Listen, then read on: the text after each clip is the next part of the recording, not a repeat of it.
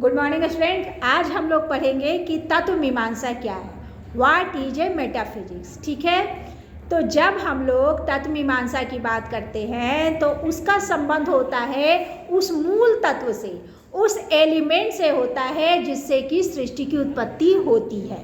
ठीक है, तो सृष्टि की उत्पत्ति के पीछे कौन से मूल तत्वों का हाथ है, ये सब बातें हम लोग तत्व मीमांसा में पढ़ते हैं, मेटाफिजिक्स में पढ़ते हैं।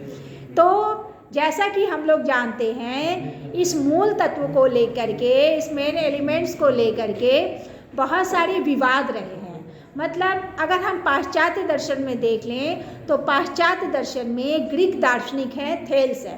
तो थेल्स कहते हैं पीछे का स्टूडेंट साथ रहिए, हंस रहा है लोग।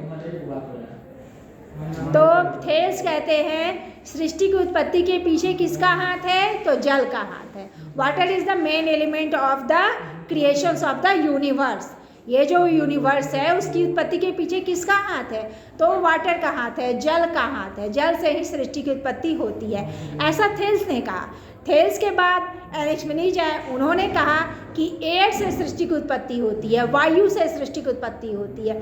तो इस तरह से हम देखेंगे, नाम आता है एनिमेंडर का, आता है डेमोक्रेटिस हैं, उसके बाद आपका बहुत सारे ऐसे हेराक्लाइटस है। मतलब बहुत सारे लोगों ने विचार किया है कि सृष्टि की उत्पत्ति के पीछे किसका हाथ है।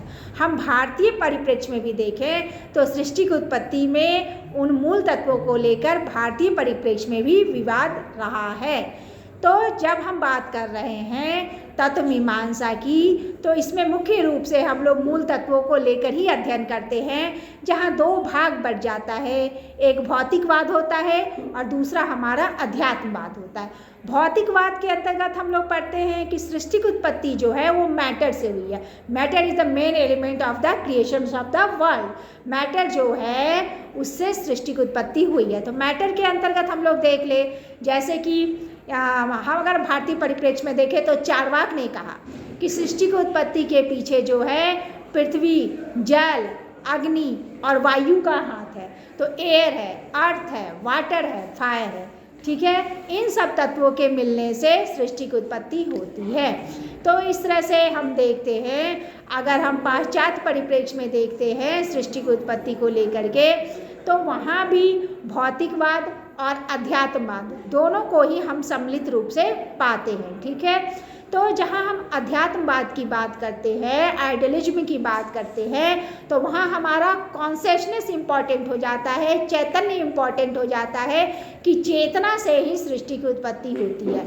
लेकिन जब हम भौतिकवाद बात करते हैं तो वहाँ मैटर हो जाता है। किसी ने कहा पृथ्वी की उत्पत्ति जो है एटम से हुई है, परमाणुओं से हुई है। जैसे डेमोक्राइटस है, उन्होंने कहा सृष्टि की उत्पत्ति किससे हुई है, तो एटम से हुई है, परमाणुओं के मिलने से हुई है। ठीक है, तो इस तरह से वहाँ बात किया जा रहा है। ठीक है, एम्पेडोकल्स हैं, वो भी सृष्टि की उत्पत्ति के पीछे एटम का हाथ मानते हैं, परमाणुओं का हाथ मानते हैं। तो इस तरह से पृथ्वी, जल, अग्नि, वायु के मिलने से एम्पेडोकल्स भी कहते हैं कि सृष्टि की उत्पत्ति हुई, यानी भौतिक तत्वों के मिलने से सृष्टि की उत्पत्ति हुई है। लेकिन इसी तरह से हम लोग भारतीय परिप्रेक्ष्य में देखें तो चार्वाक हैं हमारे, फिर न्याय दर्शन में भी माना गया है कि कुछ तत्वों के मिलने से सृष्टि की उत्पत्ति होती है। तो इस तरह से जब हम लोग तत्व मीमांसा की बात करते हैं तो यहाँ दो भागों में बढ़ जाता है, एक भौतिकवाद हो जाता है, एक अध्यात्मवाद हो जाता है। उसमें भी बहुत सारे वाद विवाद रहे हैं। कुछ कहता है एक वाद से सृष्टि की उत्पत्ति हुई है, ये बीच वाला बहुत बात करता है, बहुत बात कर रहा है, पढ़ा रहे फिर भी डिस्टर्ब, कभी उसको कभी उसको। तो सृष्टि की उत्पत्ति जो है वो एक ही तत्व से हुई है। किसी ने कहा कि एक तत्व से हुई है, उसको हम लोग क्या बोल रहे हैं, मोनिज्म बोल रहे हैं। कोई कहता है सृष्टि की उत्पत्ति जो है दो तत्वों के से मिलने से हुई है, उसको हम लोग क्या कहते हैं, ड्वेलिज्म कहते हैं। ठीक है, दो तत्व में हमारे क्या क्या आ जाएंगे, मैटर एंड कॉन्शियसनेस आ गया। ठीक है, तो ये दो तत्व है जिसको ड्वेलिज्म भी कहा जाता है। किसी ने कहा सृष्टि की उत्पत्ति जो है अनेक तत्वों के मिलने से हुई है। तो अनेक तत्व में क्या बोल रही है, हाँ, तो सृष्टि की उत्पत्ति हमने कहा कि सृष्टि की उत्पत्ति एक तत्व से हुई है जिसको हमने मोनिज्म कहा।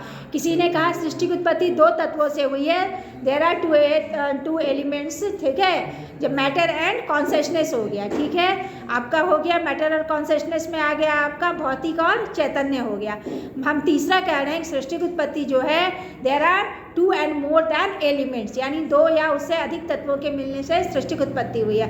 उसको हम कह रहे हैं प्लुरलिज्म कह रहे हैं, बहुतत्ववाद कहते हैं, ठीक है। जो कहता है सृष्टि की उत्पत्ति आइडिया से हुई है, प्रत्ययों से हुई है, विचारों से हुई है, आदर्श से हुई है, उसको हम आइडियलिज्म कहते हैं। और जो सिर्फ कहता है सृष्टि की उत्पत्ति मैटर से ही हुई है, ठीक है, तो उनको हम लोग क्या कहते हैं, मटेरियलिज्म कहते हैं, यानी कि भौतिकवाद कहते हैं। तो ये सब जो है मेन तत्व हैं। इस तरह से सृष्टि की उत्पत्ति के पीछे वाद विवाद रहा है। इन सब के अलावे हम लोग बात करें तो तत्व मीमांसा के अंतर्गत हम लोग जो है आत्मा की बात करते हैं, ईश्वर की बात करते हैं, जगत की बात करते हैं। इन सब चीज़ों की चर्चा जो है हमारी तत्व मीमांसा के अंतर्गत चलती है। तो हम उम्मीद करते हैं कि आप लोग को तत्व मीमांसा क्या है ये समझ में आया होगा और आप लोग आसानी से लिख सकते हैं। क्वेश्चन आता है, what is a nature of metaphysics, तत्व मीमांसा का स्वरूप क्या है। तो मुख्य रूप से आपको इसमें तत्वों की, एलिमेंट्स की चर्चा करना है। अगर लॉन्ग क्वेश्चन आता है तो आप डिटेल्स में मोनिज्म दिखाइए, एक तत्ववाद दिखाइए, ड्वालिज्म दिखाइए, द्वैतवाद भी दिखाइए, बहुतत्ववाद, प्लुरलिज्म को भी, मटेरियलिज्म को भी, और जो आपका आइडियलिज्म है उसको भी दिखा के आप अपने आंसर को बड़ा कर सकते हैं और इस तरह से आंसर तैयार कर सकते हैं, ठीक है।